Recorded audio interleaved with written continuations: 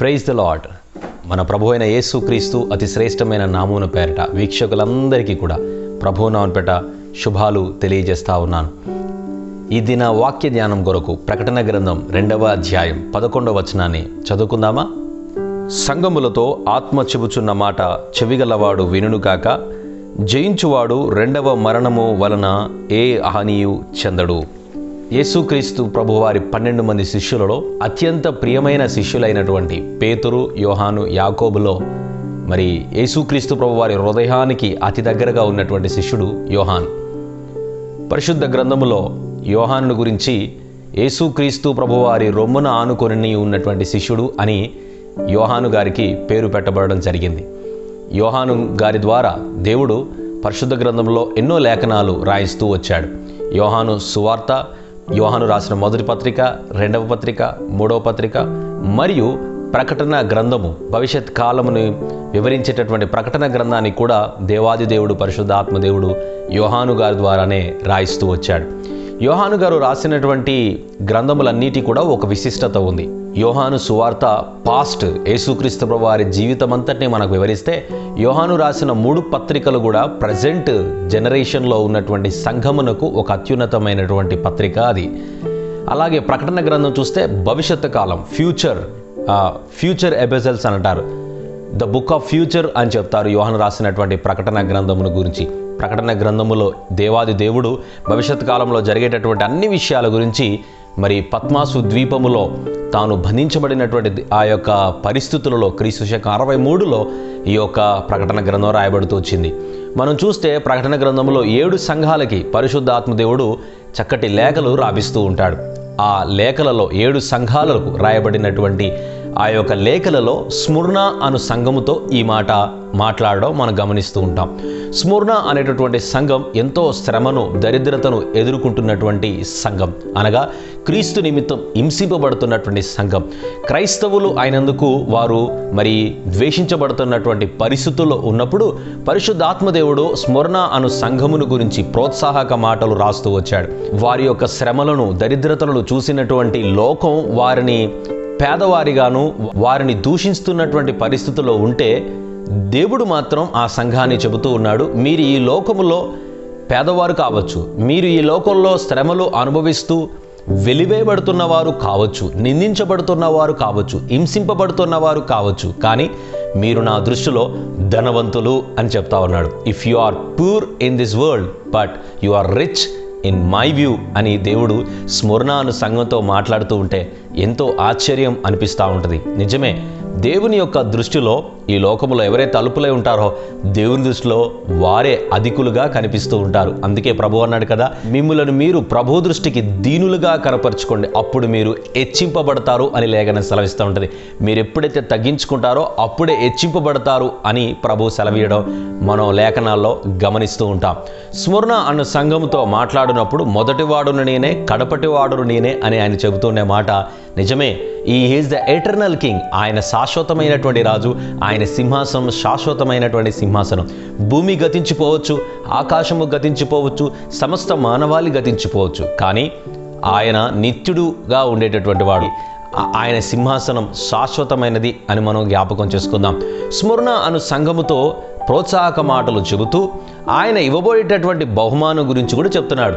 మీరు గనక ప్రకటన గ్రంథంలో ఈ 7 సంఘాల గురించి ధ్యానిస్తూ ఉంటే, ఆ 7 సంఘాలను ఇన్వెస్టిగేషన్ చేసినటువంటి పరిశుద్ధాత్మ దేవుడు వారి యొక్క లోపాలను వివరిస్తూ సరిచేసుకునేటటువంటి వ్యవధిని ఇస్తూ, ఒకవేళ సరిచేసుకుంటే ఇచ్చేటటువంటి బహుమానం కూడా ఆయన తెలియజేస్తూ ఉంటాడు. ఒకవేళ వారు పడుతున్నటువంటి శ్రమలు, కష్టాలు చూసి వారు కలిగి ఉన్నటువంటి ఆ విశ్వాసాన్ని బట్టి దేవుడు వారిని ప్రోత్సహించడం కూడా మనం ఈ యొక్క పత్రికలలో, ఈ యొక్క లేఖనాల్లో మనం గమనిస్తూ ఉంటాం.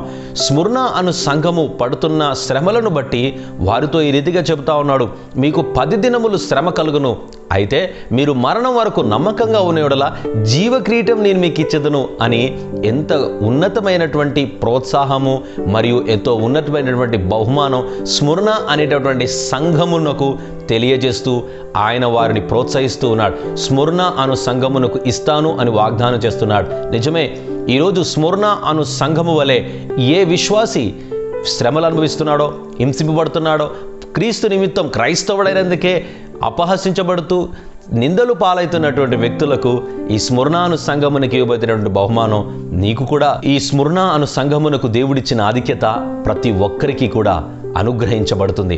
అయితే ప్రభువు చెబుతున్న ఈ ఉన్నతమైన మాటను మనం ఆలోచిస్తే, జయించువానికి రెండవ మరణం హాని చేయదు. జయించువాడు దేని మీద జయించడం? పరిశుద్ధ గ్రంథములో దాదాపు జయించడం, విక్టరీ అనేటటువంటి మాట బైబిల్ అంతా కూడా 12 టైమ్స్కి ఎక్కువగా రాయబడుతూ వచ్చింది. అయితే పలు సందర్భాలలో విక్టరీ అని రాయబడలేదు, కానీ అనేక మార్లు దాని యొక్క భావము మాత్రం స్పష్టంగా తెలియబడుతూ వచ్చింది. ఏమని అనంటే, క్రైస్తవుడైనటువంటి విశ్వాసి 5 విషయాలలో జయించువాడిగా ఉండాలి. మొదటిది, అపవాది నుండి వచ్చేటటువంటి శోధనలు. యాకోబు రాసిన పత్రిక 1వ అధ్యాయం 12వ వచనంలో ఇలా సెలవుబడుతుంది, శోధనను సహించువాడు ధన్యుడు అని సెలవిస్తుంది. అంటే శోధన సమయంలో విశ్వాసమును కాపాడుకొనువాడు ధన్యుడు. శోధించేటటువంటి ఆ పరిస్థితులలో తాను విశ్వాసాన్ని కాపాడుకోవడమే విజయమును సాధించడం. శోధనలు ఈ లోకములో ప్రతి విశ్వాసీ జీవితంలో శోధనలు తప్పనిసరి అని లేఖనం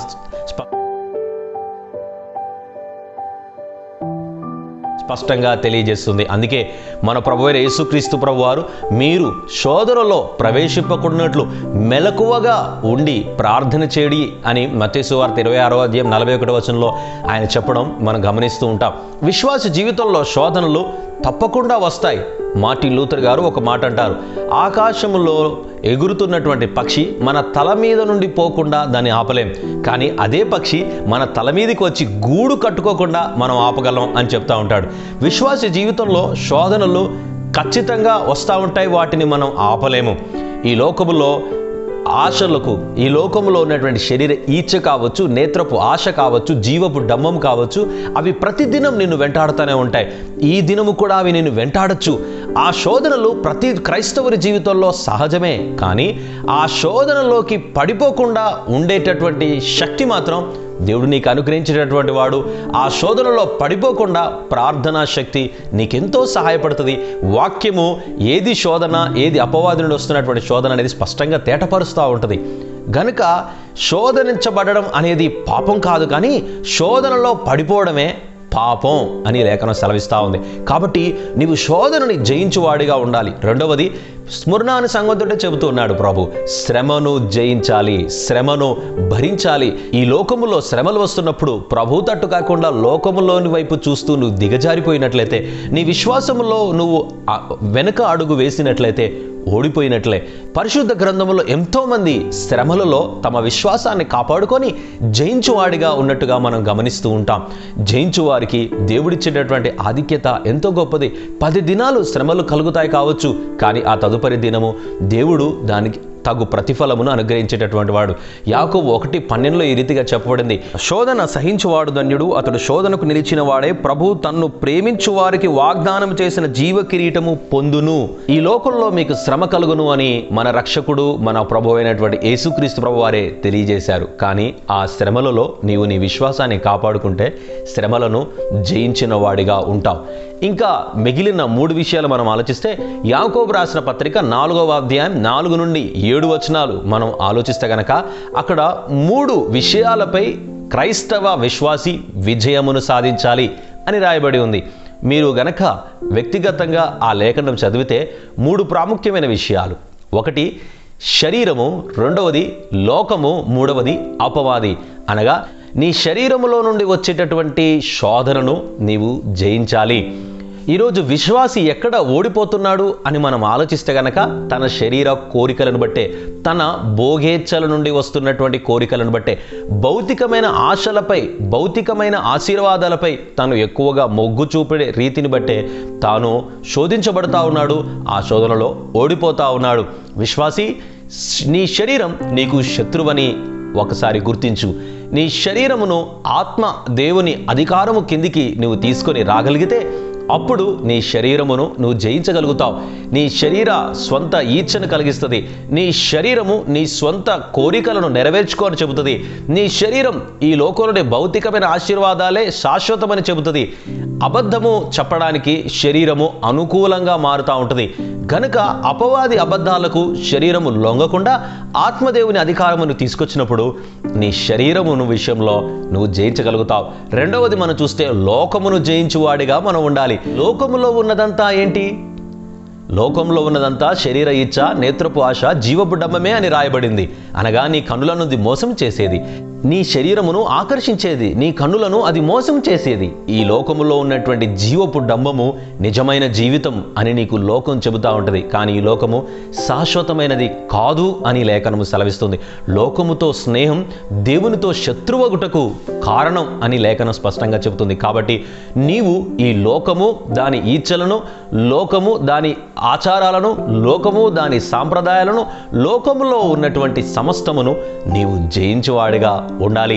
ఇక ఐదవది మనం చూస్తే అపవాది, మన అంతిమ శత్రువు. Hour ultimate enemy is Satan.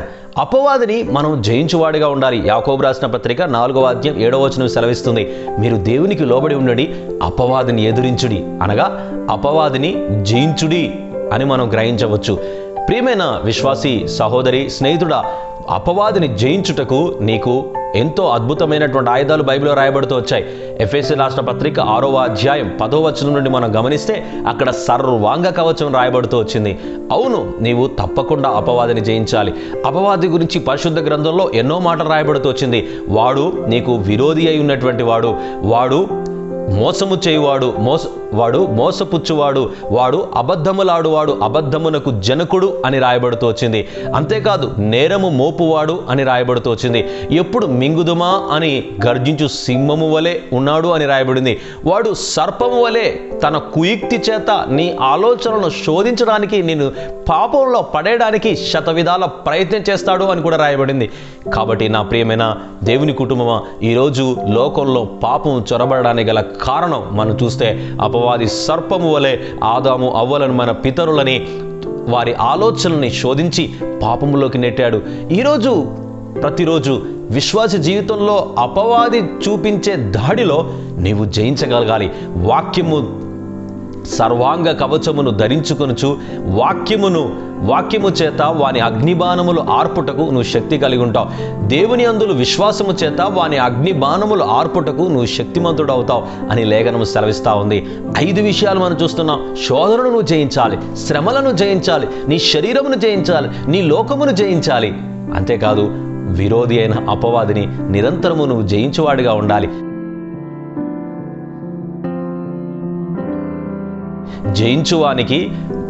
జయించువారు ధన్యులు అని ప్రకటన గ్రంథంలో 7 మార్లు రాయబడుతూ వచ్చిందండి. అంతేకాదు ఇక ఇవ్వబడుతున్న ధన్యత ఏంటి? జయించువానికి రెండవ మరణం ఏ హానియూ చేయదట. రెండవ మరణం అంటే ఏంటి? నిజమే, క్రైస్తవునికి ఒకే మరణం ఉంటుంది, కానీ 2 జన్మలు ఉంటాయి. అవిశ్వాసి అంటే యేసుక్రీస్తు ప్రభుని అంగీకరించినటువంటి వారికి ఒకే జన్మ ఉంటుంది, కానీ 2 మరణాలు రాయబడుతూ వచ్చాయి బైబిల్లో. మనం చూస్తే కనుక రెండవ మరణం అని 2 సార్లు ప్రకటన గ్రంథంలో రాయబడుతూ వచ్చింది. ప్రకటన గ్రంథం 20వ అధ్యాయం 14వ వచనం, ప్రకటన గ్రంథం 21వ అధ్యాయం 8వ వచనంలో ఈ 2 వచనాలలో కూడా రెండవ మరణం గురించి రాయబడుతూ వచ్చింది. చదువుదామా? మరణమును మృతుల లోకమును అగ్నిగుండములో పడవేయబడెను, ఈ అగ్నిగుండము రెండవ మరణం. అలాగే ప్రకటన గ్రంథం 21వ అధ్యాయం 8వ వచనం మనం చూస్తే కనుక పిరికివారు, అవిశ్వాసులు, అసహ్యులు, నరహంతకులు, వ్యభిచారులు, మాంత్రికులు, విగ్రహారాధికులు, అబద్ధికులందరూ అగ్నిగంధకములో మండు గుండములో పాలు పొందుదురు. ఇది రెండవ మరణం. రెండవ మరణం రాయబడుతూ వచ్చింది. ఇది ఎవరి కొరకు అని కూడా రాయబడుతూ వచ్చింది. ఎవరి కొరకు? అవిశ్వాసుల కొరకు, అసహ్యుల కొరకు, పిరికివారి కొరకు, నరహంతులకు, వ్యభిచారులు, మాంత్రికులు, విగ్రహారాధికులు, అబద్ధికులు, వీరందరూ కూడా అగ్ని గంధకములో పడవేయబడతారట. ఈ రెండవ మరణం అనగా ఇది ఆత్మకు కలిగేటటువంటి మరణం. శరీరమునకు ఒకే మరణం ఉంటుంది. అవిశ్వాసి అయినటువంటి వాడికి శరీరము వచ్చేటటువంటి మరణము, మరలా ఆత్మకు కలిగేటటువంటి మరణం ఉంది. మానవులమైనటువంటి మనలందరినీ దేవుడు 3 భాగాలతో చేశాడు. ఒకటి శరీరము, ఆత్మ, ప్రాణం. ఈ శరీరము దేవుడు మట్టితో చేశాడు, కానీ ఇందులో ఉన్నటువంటి ప్రాణం, ఈ దేహంలో ఉన్నటువంటి ఆత్మ దేవుడు తన ప్రాణవాయువును ఊదగా మనం జీవ ఆత్మను పొందుకున్నాం. అనగా ఈ ఆత్మకు మరణం అనేది లేదు. దేవుడు నిరంతరం ఉండేటటువంటి వాడు, దేవుడు శాశ్వతమైనటువంటి వాడు. దేవునికి మరణం అనేది లేదు కనుక మనకు కూడా, మన ఆత్మ కూడా మరణం అనేది ఉండనే ఉండదు అని లేఖనం సెలవిస్తుంది. అయితే ఆత్మకు కలిగేటటువంటి రెండవ మరణం ఏమిటి అనంటే అది తీర్పు దినం అని మనం గమనిస్తూ ఉండొచ్చు.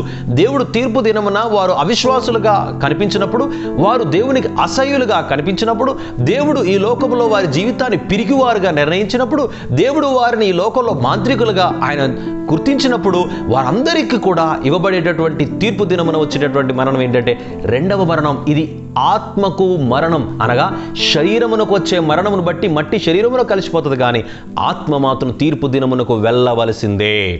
ఒక వ్యక్తికి మరణం ఏ రీతిగా అయినా రావచ్చు, కానీ ఆత్మకు మాత్రం తీర్పు దినం అనేది తప్పకుండా ఉంది అని స్పష్టంగా లేఖనాలు సెలవిస్తున్నాయి. ప్రకటన గ్రంథం 20వ అధ్యాయము 12-13 వచనాలు మనం చూద్దాం. మరియు గొప్పవారేమి కొద్దివారేమి మృతులైన వారందరూ ఆ సింహాసనం ఎదుట నిలవబడి చూసిని అప్పుడు గ్రంథములు విప్పబడెను, మరియు జీవ గ్రంథమును వేరొక గ్రంథమును విప్పబడెను.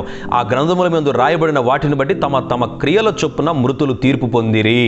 మృతులు తీర్పు పొందుతారు. శరీరము మరణించి మట్టిలో కలిసిపోయినా కూడా ఆత్మ మాత్రం రెండవ మరణమునకు, ఒకవేళ అవిశ్వాసి అయితే రెండవ మరణం ఆ తీర్పు దినము తర్వాత రెండవ మరణానికి అర్హులవుతారంట. ఆ రెండవ మరణం అంటే పూర్తిగా తను పూర్తిగా మరణానికి అప్పగించబడినట్టు కాదు, కానీ రెండవ మరణం గురించి రీతిగా చెప్పబడుతుంది. అక్కడ అగ్ని ఆరదు, పురుగు చావదంట. ఒకవేళ చనిపోతాను అన్నా కూడా శరీరము చచ్చిపోదంట, ఆ ఆత్మ చచ్చిపోదంట, పురుగు చావదట, అగ్ని ఆరదట. అతి భయంకరమైనటువంటి నరకానికి ఆ రెండవ మరణం అనేది ఆత్మలను అప్పగిస్తూ ఉంటుంది. నా ప్రియమైన సహోదరి సహోదరుడా, విశ్వాసి అయినటువంటి నీవు ఈ లోకంలో మరణం వరకు నువ్వు నమ్మకంగా ఉన్నట్లయితే, ప్రభు రాకడ వరకు నువ్వు నమ్మకంగా ఉన్నట్లయితే ఈ రెండవ మరణం హాని కలుగచేయదు అని లేఖనం సెలవిస్తుంది. క్రైస్తవుడైనటువంటి వ్యక్తికి ఒకే మరణం ఉంటుందని చెప్పాను. ఆ ఒక్క మరణం గురించి బైబిల్లో రాయబడుతూ వచ్చింది, పాపములో మరణించుట ద్వారా. విశ్వాసికి ఒకే మరణం అని చెప్పాను. లేఖనాలు ఈ రీతిగా సెలవిస్తున్నాయి. ఆ ఒక్క మరణం దేనిలో అంటే పాపం విషయంలో తాను మరణించినప్పుడు, తాను ఒకవేళ ఈ లోకములో మరణించినప్పుడు ఆ మరణం అనేది ఎడబాటు కాదు, కానీ ఆ మరణం పరలోకానికి వెళ్ళడానికి ద్వారము అని లేఖనాలు స్పష్టంగా సెలవిస్తున్నాయి. ఒకవేళ విశ్వాసి ఈ లోకంలో మరణిస్తే స్వయంగా యేసుక్రీస్తు ప్రభువారు పలికిన మాటలు మనం ఆలోచించవచ్చు. లూకాసు వార్త 8వ అధ్యాయం 52వ వచనంలో చూస్తే అక్కడ ఒక చిన్నది చనిపోయినప్పుడు ఆ గృహములో తనని పరామర్శించడానికి, తనని స్వస్థపరిచి తిరిగి లేపడానికి వెళ్ళినటువంటి యేసుక్రీస్తు ప్రభువారు ఈ చిన్నది నిద్రించుచున్నదే కానీ ఆమె మరణించలేదు అని అక్కడ చెబుతా ఉంటాడు యేసుక్రీస్తు ప్రభువారు. ఒక విశ్వాసి ఈ లోకంలో తాను మరణించినప్పుడు అతనిది మరణం కాదు అని పరిశుద్ధ గ్రంథం స్పష్టంగా సెలవిస్తా ఉంది. అందుకే తెస్సలోనికి రాసిన మొదటి పత్రిక 4వ అధ్యాయం 13వ వచనంలో అంటున్నాడు, నిద్రించిన వారిని గురించి మీకు తెలియకుండా మాకు ఇష్టము లేదు అంటున్నాడు. ఎవరు నిద్రించిన వారు? ఈ లోకంలో మరణించినటువంటి వారు పరిశుద్ధ గ్రంథములో ప్రభు దృష్టిలో వారు నిద్రిస్తున్నవారు అంటే ఏంటి? వారు తిరిగి లేపబడతారు అని అర్థం. నా ప్రియమైనటువంటి స్నేహితుడా, సహోదరి, విశ్వాసి అయినటువంటి నీకు పాపంలో మరణించినటువంటి అనుభవం ఉంటే ఈ రెండవ మరణం నీకే హానియు చేయదు. విశ్వాసికి 2 జన్మలు అని చెప్తున్నాను. ఒకటి తల్లి గర్భం నుండి వచ్చినటువంటి జన్మ, రెండవ జన్మ ఏంటంటే తాను పాపంలో మరణించి పరలోకపు వ్యక్తిగా క్రీస్తులో జన్మించినప్పుడు అది రెండవ జన్మ అని మనకు పరిశుద్ధ గ్రంథం స్పష్టంగా సెలవిస్తుంది. అనగా విశ్వాసి అయినటువంటి నీకు 2 జన్మలు, ఒకే మరణం. ఇలా నీవు ప్రభు రాకడ వరకు నమ్మకంగా ఉన్నప్పుడు, నీవు శోధనను జయించినప్పుడు, శ్రమను జయించినప్పుడు, లోకమును జయించినప్పుడు, నీ శరీరమును జయించినప్పుడు, నీ స్వంత ఈచ్ఛలను జయించినప్పుడు, అపవాదిని జయించినప్పుడు ఈ రెండవ మరణము నుండి మనం తప్పించబడతామని లేఖనం స్పష్టంగా సెలవిస్తుంది. ఒకవేళ నువ్వు అవిశ్వాసిగానే నీ శరీరమును గురించి ఆలోచిస్తూ ఆత్మ రక్షణ గురించి నువ్వు ఆలోచించకపోతే, యోహాను సువార్త 6వ అధ్యాయం 63వ వచనం ఏం సెలవిస్తుంది తెలుసా? ఆత్మే జీవింప చేర్చున్నది, శరీరము కేవలం నిష్ప్రయోజనం అని రాయబడుతూ వచ్చింది. అనగా ఆత్మ రక్షణ పొందడం ఎంతో అవసరమని చెప్తా ఉంది. అందుకే మన పెద్దలు ఈ రీతిగా అంటూ ఉంటారు, ఈ దేహములో దీపమున్నప్పుడే ఇల్లు చక్కబెట్టుకో అని అంటూ ఉంటారు. ఆత్మ ఈ దేహములో ఉన్నప్పుడే ఆ ఆత్మను, ఆత్మను అనుగ్రహించినటువంటి ప్రభు రక్షకుడికి అయినటువంటి యేసుక్రీస్తు ప్రభు వారికి అప్పగించడం ఎంతో ఎంతో ఎంతో అవసరమై ఉంటుంది. అందుకే ఆత్మల రక్షణ ఎంతో ప్రాముఖ్యమైనది. నా ప్రియ సహోదరి, స్నేహితుడా, నీ ఆత్మ రక్షించబడితేనే రెండవ మరణం అంటే అగ్నిగంధములోనికి నీ ఆత్మ పోదు. ప్రభువారు ఇలా సెలవిస్తున్నారు. రోమపత్రిక 8వ అధ్యాయం 1వ వచనంలో, క్రీస్తు నందు ఉన్నవారికి ఏ శిక్షా విధి లేదు. క్రీస్తు నందు నీ ఆత్మ అప్పగించబడినట్లయితే నీకు ఏ శిక్షా విధి లేదు. ఆ రెండవ మరణం అనేటటువంటి శిక్ష నుండి నువ్వు తప్పించుకోగలుగుతావు. ఈ లోకంలో ఒకవేళ నీకు సాధారణమైనటువంటి మరణం వచ్చినా కూడా పరలోకానికి వెళ్ళడానికి అది ద్వారంగానే ఉంటుంది. నా ప్రియమైన సహోదరి సహోదరుడా, నా జీవితంలో ఇది అనుభవపూర్వకంగా చెబుతా ఉన్నాను. నా నాన్నగారు బిఎస్ ఇమ్మానుయేల్ గారు ఈరోజు నిద్రించినటువంటి రోజు. ఆయన మే 26, 2013 ఈ లోకమును విడిచి పరలోకంలో దేవుని సన్నిధికి చేరారు. ఈ లోకంలో మరణించినటువంటి వారు పరలోకంలో మరణం లేనటువంటి జీవితంలో అడుగు పెడతారు అని స్పష్టంగా సెలవిస్తా ఉంది దేవుని వాక్యం. మనం చూస్తే కనుక అబ్రహాము, ఇస్సాకు, యాకోబు దేవుడు అని నిర్గమకాండ 3వ అధ్యాయంలో మోషేతోటి దేవాది దేవుడు తన పేరుని ఇలా ప్రకటించుకుంటున్నాడు. నిర్గమకాండం 3వ అధ్యాయం 6వ వచనంలో అబ్రహాము దేవుడును, ఇస్సాకు దేవుడును, యాకోబు దేవుడును అని ప్రకటించుకుంటాడు. అప్పటికి అబ్రహాము లేడు, ఇస్సాకు లేడు, యాకోబు లేడు. వారు ముగ్గురు చనిపోయారు. అప్పటికే వారి శరీరము, వారి మట్టి దేహము భూస్థాపనం అయిపోయింది. కానీ వారి ఆత్మ ప్రభు సన్నిధిలో ఉంది. మనం చూస్తే కనుక దేవుడు మృతుల దేవుడు అని ప్రకటించుకోవడానికి ఇష్టపడేవాడు కాదు. ఆయన సజీవుల దేవుడే. అంటే లోకము దృష్టిలో ఈ భూమి మీద వారు భౌతికంగా మనకు కనిపించరు, కానీ దేవుని దృష్టిలో వారు సజీవులు అని లేఖనం సెలవిస్తుంది. అబ్రహాము, ఇస్సాకు, యాకోబు దేవుడని ఆయన తాను ప్రకటించుకున్నాడు. ఆయన మృతుల దేవుడు కాదు. అంటే ఈ లోకంలో మరణించినటువంటి వారు కేవలం నిద్రిస్తూ ఉన్నారు. వారు సజీవులుగా పరలోకంలో, పరదేశంలో ఆయనతో పాటు ఉన్నారు అన్న విషయం మనం గమనించవచ్చు. మా నాన్నగారి గురించి కూడా నేను చనిపోయినటువంటి మే 26న ఆయన మరణించినప్పుడు నేను బీటెక్ చేస్తున్నటువంటి ఆ యొక్క సమయంలో మా నాన్నగారి గురించి నేను ప్రార్థన చేయడం మొదలుపెట్టాను. దేవా, ఎందుకు మా డాడీ నువ్వు తీసుకున్నావు అన్నప్పుడు, నా కుమారుని నేను తీసుకున్నాను, తాను ఈ భూమి మీద చేయవలసిన పని అంతటిని కంప్లీట్ అయిపోయింది కనుక నా కుమారుని నేను తీసుకున్నాను అని కీర్తన 139వ అధ్యాయం ప్రకారం ప్రభువు నాతో మాట్లాడుతూ వచ్చినప్పుడు నేను ప్రభువుని ఒక ప్రశ్న ప్రారంభించినది ఏంటంటే, ఒక్కసారి మా డాడీని మాకు చూపించు అని నేను ప్రార్థన చేస్తున్నప్పుడు, నేనున్న చోట నుండి నా మనునేత్రులతో ప్రభువుని చూస్తూ ఉన్నప్పుడు నా డాడీ తాను మరణించిన పడక మీద ఆ యొక్క సమయంలో తన ఆత్మను పరలోక నుండి దేవదూతల సైన్య సమూహం వచ్చి ఒక ఉన్నతమైనటువంటి అధికారి ఒక మీటింగ్కి అటేటప్పుడు ఎస్కాట్ తోటి, పోలీసు వారి సిబ్బంది రక్షణతోటి, భద్రతోటి ఏ రీతిగా వస్తూ ఉంటాడో, దేవుడు తనకిష్టమైనటువంటి విలువ, తన దృష్టికి విలువైన భక్తులు ఈ లోకంలో మరణించినప్పుడు వారి ఆత్మను తీసుకెళ్ళడానికి పరలోకంలో సైన్య సమూహం ఈ భూమి మీద దిగుతున్నప్పుడు నేను చూశాను. మా డాడీ గారి ఆత్మను వారు తీసుకొని వెళ్తా ఉన్నారు. నా డాడీని నా ప్రభు సముఖమున నేను చూడగలిగాను. లూకాసు వార్త 16వ అధ్యాయంలో మనం చూస్తే అబ్రహాము రొమ్మున ఆనుకున్న లాజరు ఎలా కనిపించాడో నా డాడీ నాకు అలా కనిపించాడు. ఆ అధ్యాయం ద్వారా దేవుడు నాకు స్పష్టంగా మాట్లాడుతూ వచ్చాడు. ఈరోజు నీ ఆత్మ రక్షించబడడం ఎంతో అవసరమైంది. ఈరోజు నేను ధైర్యంగా చెప్పగలను, నా డాడీ పరలోకంలో ఉన్నాడు. నువ్వు చెప్పగలవా? ఒకవేళ నీ ఆత్మ రక్షణ పొందకుంటే నీవు ఎక్కడికి వెళ్తావు? రెండవ మరణానికి వెళ్తే అక్కడ అగ్ని ఆరని పురుగు చావనేటువంటి ఆ నరకములో, అగ్నిగంధంలో నీ ఆత్మ నశించిపోవలసి ఉంటుంది మిత్రమా. కాబట్టి ఈ భూమి మీద నీ దేహంలో ప్రాణం ఉన్నప్పుడే నీ ఆత్మను ప్రభువుకి అప్పగించుకోవడం ఎంతో అవసరం. నీ ఆత్మ కొరకు, నీ ఆత్మ రక్షణ కొరకు యేసుక్రీస్తు ప్రభువు వారి శిలువలో తన ప్రాణాన్ని అర్పించారు. ఆయన శిలువలో తన పరిశుద్ధ రక్తాన్ని చిందించాడు. కారణం, నీ ఆత్మ పరిశుద్ధాత్మ దేవుని చేత భద్రపరచబడితేనే తప్పే అది పరలోకానికి చేర్చబడదు నా మిత్రమా. అందుకే యేసుక్రీస్తు ప్రభువు వారు పాపంతో ఉన్నటువంటి మన బ్రతుకులను విమోచించడానికి ఆయన శిలువలో తన పరిశుద్ధ రక్తాన్ని కార్చాడు. ఈ లోకంలో మన పాపాలను క్షమించే అధికారం ఎవరికీ లేదు.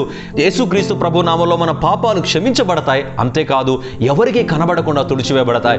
ఒకవేళ నువ్వు ప్రభు నామమున నీ పాపాలు ఒప్పుకున్నట్లయితే పడమటికి తూర్పుకి పడమరకి ఎంత వ్యత్యాసమో ఆ రీతిగా నీ పాపాలు ఆయన నీకు దూరపరిచి మరెన్నడూ ఆ పాపములు ఆయన జ్ఞాపకం చేసుకొనక నూతనమైన సృష్టిగా, నూతనమైన జీవితాన్ని ప్రభు అనుగ్రహించేటటువంటి వాడు.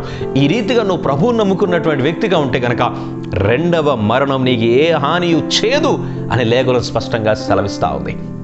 ఈరోజు ఈ మాటలు వింటున్న నా ప్రియ సహోదరి సహోదరుడా, విశ్వాసి అయినటువంటి నీవు ఈ రెండవ మరణం ఏ హానియు నీకు కలగచేయదు. ఒకవేళ అవిశ్వాసిగా నువ్వు ఈ మాటలు వింటున్నట్లయితే రెండవ మరణం నుండి తప్పించుకోవడానికి ఈ భూమి మీద నీ దేహంలో ప్రాణం ఉన్నప్పుడే యేసుక్రీస్తు ప్రభువుకి నీ ఆత్మను అప్పగించుకోవడం ఎంతో ప్రాముఖ్యమైనది. శరీరమును సుఖపెట్టుటకు నీ ఆత్మను నిర్లక్ష్యం చేస్తే ఆ ఆత్మ రెండవ మరణానికి వెళ్తుంది. ఒకవేళ నీ ఆత్మను లక్ష్యపెట్టి నువ్వు నీ శరీరమును నలుగొట్టుకుంటూ ప్రభువునకు అప్పగించినట్లయితే, నీ దేహమును దేవునికి ఆలయంగా మార్చుకున్నట్లయితే ఈ లోకములోనూ పరలోకాన్ని అనుభవిస్తావు, పరలోకములోనూ దేవుని సముఖమందు మరణమే లేదు నీ జీవితాన్ని నువ్వు అనుభవిస్తావు. అట్టి జీవితం దేవుడు నీకు నిశ్చయంగా అనుగ్రహించును గాక. రెండవ మరణం నుండి తప్పించబడేటటువంటి జీవితం దేవుడు మనందరికీ అట్టి కృప అనుగ్రహించును గాక. ఆమేన్. ప్రార్థన చేసుకుందాం. కృపగల దేవా, మహోన్నతుడా, మహాగణుడా, నీకు స్తోత్రాలు. ఈ మాటలు మీరు మాతో మాట్లాడేందుకు వందనాలు. జయించువానికి రెండవ మరణం ఏ హానియు చేయదు అని లేఖనం సెలవిస్తూ ఉంది ప్రభువా. నిజమే, ఆత్మ రక్షించబడినటువంటి వాడు ఆత్మకు వచ్చే ఈ రెండవ మరణం నుండి తప్పించబడతాడని లేఖనం సెలవిస్తుంది. దేవా, ఈరోజు మీరు మాతో మాట్లాడిన రీతిగా ఈ మాటలు వింటున్న నా ప్రియ సహోదర విశ్వాసులందరినీ కూడా దేవా, తమ శ్రమలలో, తమ శోధనలో, తమ శరీరపు ఈచ్ఛలలో, తమ లోకం వస్తున్న శోధనలోను దేవా, మరియు అపవాదులు వస్తున్న శోధనలు వారు జయించు శక్తిని అనుగ్రహిస్తురండి. మా అందరికీ ఆ శక్తిని అనుగ్రహిస్తురండి. ఒకవేళ అవిశ్వాసిగా నా సహోదరుడి మాట వింటూ ఉన్నాడేమో, తన ఆత్మను గురించి తాను ఈ దినమే ఆలోచించాలి, తను రక్షణ పొందాలి. ఈ లోకములో శరీరము కేవలం నిష్ప్రయోజనం. శరీరము శిక్షించువానికి భయపడకండి, కానీ ఆత్మను రక్షించు, శిక్షించు. దేవునికి మీరు లోబడి ఉండండి, దేవునికి విధేయత చూపించండి. ఆయనే నేను రక్షించువాడనని లేఖనం సెలవిస్తున్నట్లుగా ప్రభువా నా తండ్రి, తమ ఆత్మను రక్షించుకొన ఆలోచన కలిగి ఈ దినమే నీ నామంలో, పరిశుద్ధమైన యేసుక్రీస్తు నామంలో నా తండ్రి, వారు తమ పాపంలో ఒప్పుకొని రక్షణ పొంది నిత్యత్వం చేరు వరకు నమ్మకంగా ఉండి శక్తిని అనుగ్రహిస్తున్నామని ఇటు మాటకు నీరు కట్టి మీరు ఫలింపచేస్తూ తద్వారా మీరే ఘనత మహిమనందుమని నజరేయుడైన యేసు నామమున పేరట ప్రార్థిస్తున్నాం మా పరమ తండ్రి. Amen. May God bless you.